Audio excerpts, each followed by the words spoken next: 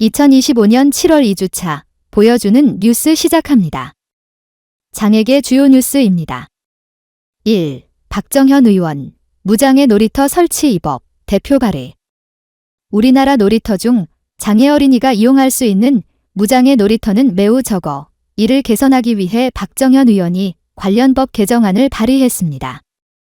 이 법안은 모든 어린이가 함께 놀 수 있도록 무장애 놀이터 설치를 지원하고 기준 마련과 예산 지원 근거를 담고 있습니다. 2. 기아 초록 여행, 장애인, 섬바다 여행 프로그램 신설.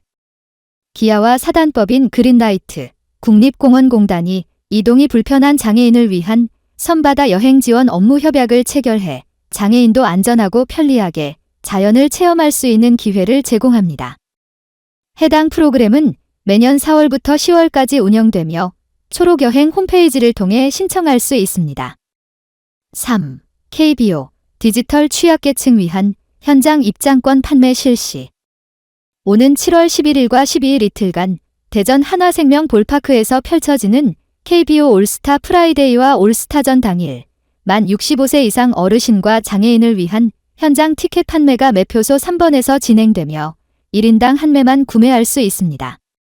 구매 가능한 좌석은 내야지 정석 A, B, 외야지 정석이고 신분증이나 복지카드를 지참해야 합니다. 4. 서울런 장애 학생은 소외, 수어 통역 화면 해설 없는 교육 접근성 사각지대. 서울시의 온라인 교육 플랫폼 서울런이 취약계층 청소년을 지원하고 있지만 시각 청각장애 학생을 위한 자막, 수어 통역, 화면 해설 등 접근성은 부족하다는 지적이 나왔습니다.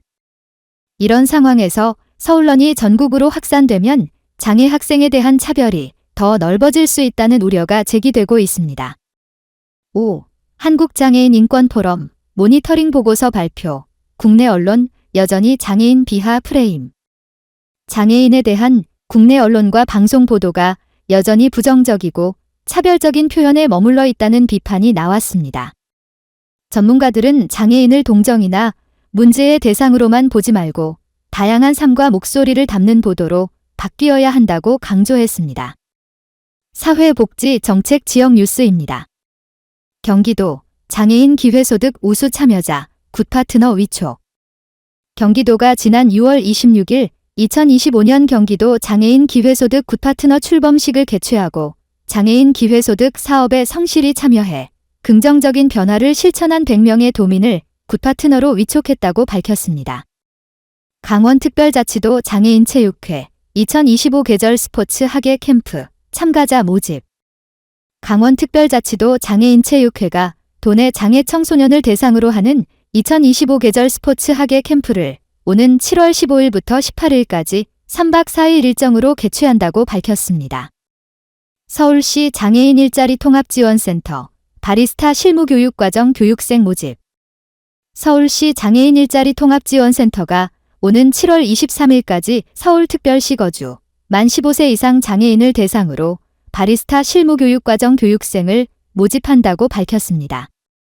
용인특례시 전국 최초 장애인 주차표지 디지털 발급 시행.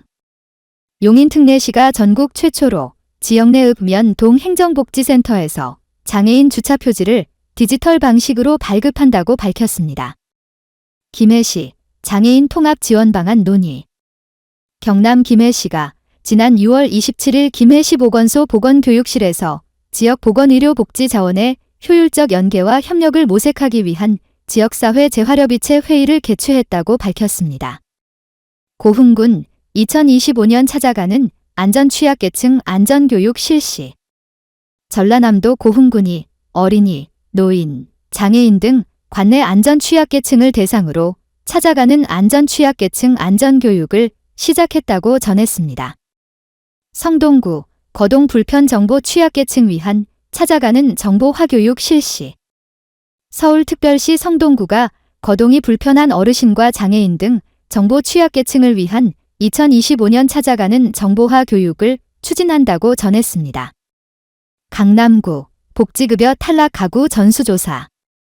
서울특별시 강남구가 지난 4월 14일부터 6월 30일까지 2024년 사회보장급여 부적합 판정을 받은 가구를 대상으로 전수조사를 실시해 복지 사각지대에 놓인 취약 가구를 조기에 발굴하고 신속한 지원 체계를 구축했다고 밝혔습니다.